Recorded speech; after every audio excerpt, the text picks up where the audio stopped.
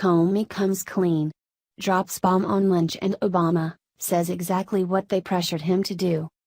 The controversy surrounding former director of the Federal Bureau of Investigation James Comey and President Obama and former Attorney General Loretta Lynch seems to never die down. Right when it starts to quiet, it comes right back again. Mainly because there is always some type of new development that comes about because of the investigation. Now former Director Comey dropped another bombshell that people are not going to like. The Daily Wire reported. During his much-anticipated testimony before the Senate Intelligence Committee on Thursday, former FBI Director James Comey made a claim that highlights the hypocrisy of the Democrats' accusations against President Trump. Barack Obama's Attorney General Loretta Lynch, said Comey, attempted to pressure him to portray the investigation into Hillary Clinton as simply a matter rather than a true investigation, as it of course was.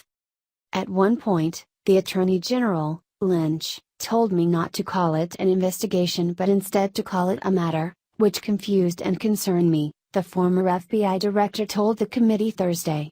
But that was one of the bricks in the load that led me to conclude I have to step away from the Justice Department if we're to close this case credibly. Watch below. This is not the first time Comey has mentioned that Lynch tried to get him to downplay the Clinton investigation, but in the midst of the Democrat media frenzy over Trump's alleged pressuring of Comey to drop the Flynn matter, the former FBI director's statement made under oath exposes the egregious double standard in a glaring way. This comes on the heels of Comey saying he largely scrapped the Clinton investigation because of Lynch's private meeting with Bill Clinton, notes Eric Erickson. That sounds way more like obstruction of justice than Trump just asking Comey if he might wind down the Flynn investigation when Comey did not do so afterwards.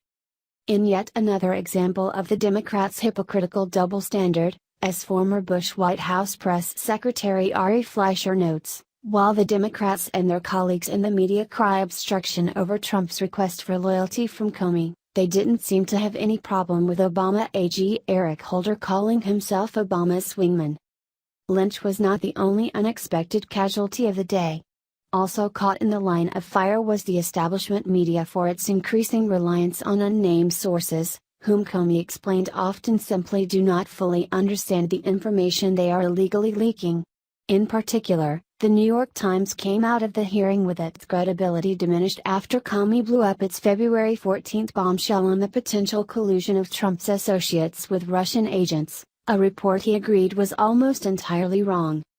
Comey made it clear when he was giving his sworn testimony that he felt that many news stories and classified information that was released to news outlets were false.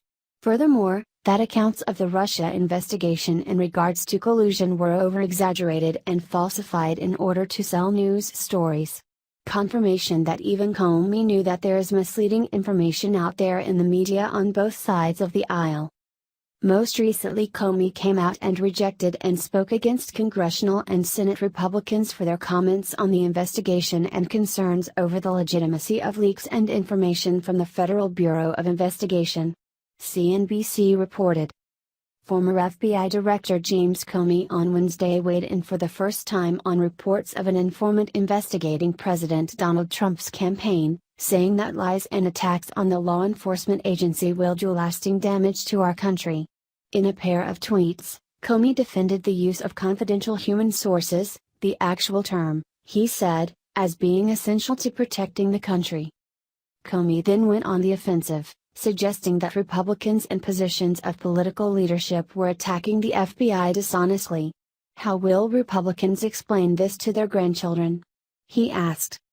Comey, who was fired by Trump in May 2017, did not mention the president by name in the Wednesday morning tweets. But Comey's statements came shortly after Trump, also on Twitter, decried Spygate as potentially being one of the biggest political scandals in history. The Wednesday morning diatribe was not the first time Trump spoke out about the alleged informant, who reportedly interviewed multiple Trump campaign associates as part of the FBI's probe of Russian meddling in the 2016 presidential election.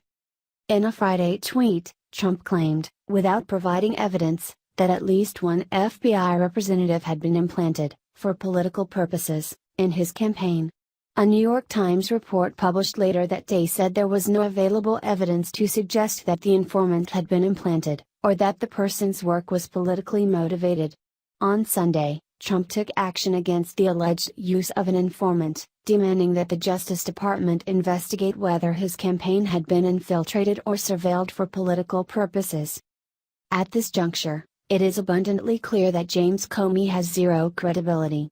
When he lost his job, he went to the paid speech circuit, took up television appearances, and wrote a book.